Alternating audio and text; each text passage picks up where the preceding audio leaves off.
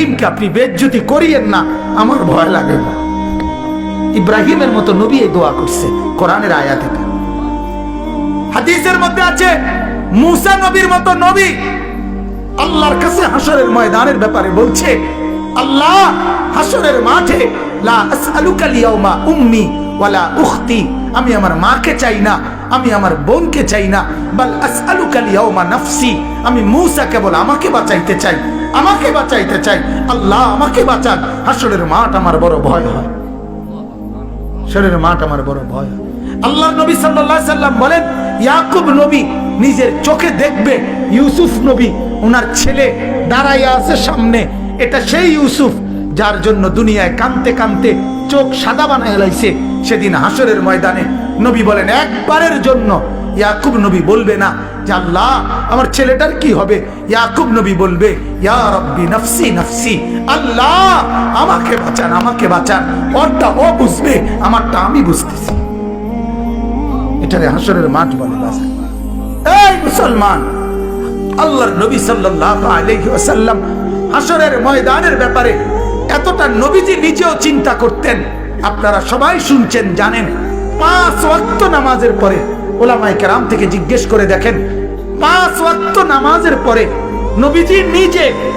নবীজি নিজে যার হাসরের আখিরাতের মর্যাদার কোনো সীমা পরিসীমা নাই, সেই নবী 5 ওয়াক্ত নামাজের পরে যে কতগুলো দোয়া করতেন, এর মধ্যে একটা দোয়া, নবীজির একটা দোয়া ছিল এটা, আল্লাহুম্মা হাসিবিনি হিসাবান ইয়াসীরা, আল্লাহ এই বন্ধু আমি আপনার, আমারও বড় ভয় লাগে, আমার হিসাবটা সহজ করে দিয়ে। নবীজি বলছেন এই কথা। অথচ নবীকে আল্লাহ বলছে ওয়ালাল আখিরাতু খায়রুল লাকা মিনাল উলা, বন্ধু দুনিয়াতে আপনাকে যা দিলাম, আখিরাতে যা দেব, এই দুনিয়ার গুলোর চাইতে ওইগুলো অনেক বেশি উত্তম, অনেক বেশি দামি। এরপরও নবী বলেন, আল্লাহ আমার ভয় হয় আমার হিসাব যেন সহজ হয়। অথচ আখিরাতে ওনার মর্যাদার কোনো সীমা পরিসীমা নাই। আল্লাহ তাআলা হাদিসে কুদসিতে বলছে, বন্ধু হাসরের মাঠ আমি আপনার মাঝে আর আমার মাঝে ভাগ করে নেব, কাসামতুল কিয়ামাতা বাইনি ওয়া বাইনাক, আমার মাঝে আর আপনার মাঝে কিয়ামতের দিনটাকে আমি ভাগ করব। আনা মালিকু ইয়াউমিদ্দিন আনতা সাহিবু ইয়াউমিদ্দিন, আমি হব কিয়ামতের দিনের মালিক, আপনি হবেন কিয়ামতের দিনের বাদশা। আপনি বলবেন আমি শুনবো, আপনি সুপারিশ করবেন আমি গ্রহণ করব, আপনি চাইবেন আমি দিতে থাকবো। আপনার হাতে আমার ইজ্জতের পতাকা দেব, আপনার জন্য আমার আরশের নিচে মাকামে মাহমুদের আলাদা জায়গা দেব, আপনার জন্য জান্নাতের দরজা প্রথম খোলার উদ্বোধনের অধিকার আপনাকে দেব। এত মর্যাদার পরেও নবী বলতেন, আল্লাহ তবুও ভয় হয় হিসাবটা সহজ করি। আপনি কেডা, আমি কে?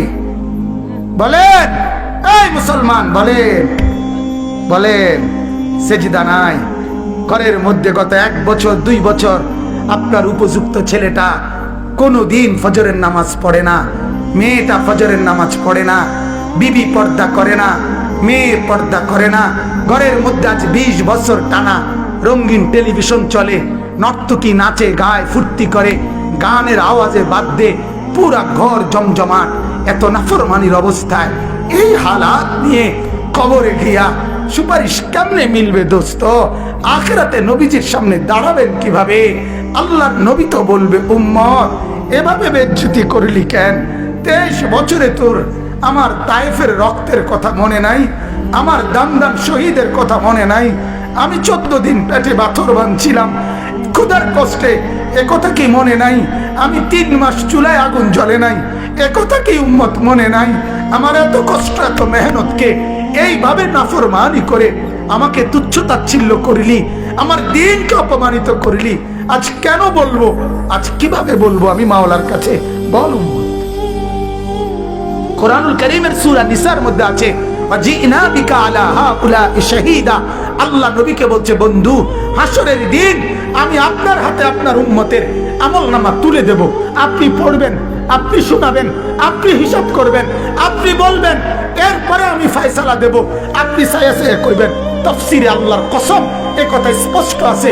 হযরত আব্দুল্লাহ ইবনে মাসউদ বলে, যেদিন নবীর সামনে এই আয়াত এ ওয়াজিনা বিকা আলা হাউলা এ শাহীদা সূরা নিসার এই আয়াত যেদিন পড়লাম সেদিন হযরত আব্দুল্লাহ বলে নবীজি অঝরে চোখের পানি ফেলে কাঁদছে আর একথা বলছে, উম্মত যদি পৃষ্ঠার পর পৃষ্ঠা গুনাহ আর নাফরমানি দেখি আমি মাওলার সামনে পড়বো কেমনে, শোনাবো কেমনে, আল্লাহর কাছে বলবো কেমনে?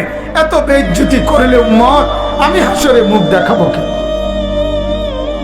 আল্লাহ আমাদেরকে বুঝার তৌফিক দান করুন।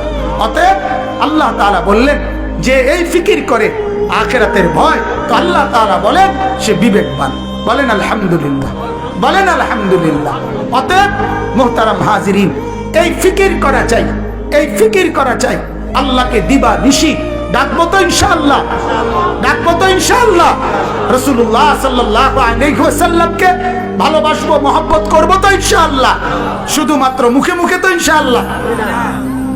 কয় ভাবে? কয় ভাবে? আবার বলেন, আবার বলেন। আল্লাহ তাআলা আমাদেরকে তৌফিক দান করুক। বলেন আলহামদুলিল্লাহ, বলেন আলহামদুলিল্লাহ, বলেন আলহামদুলিল্লাহ। আমার শাইখ আরিফ বিল্লাহ হাকিম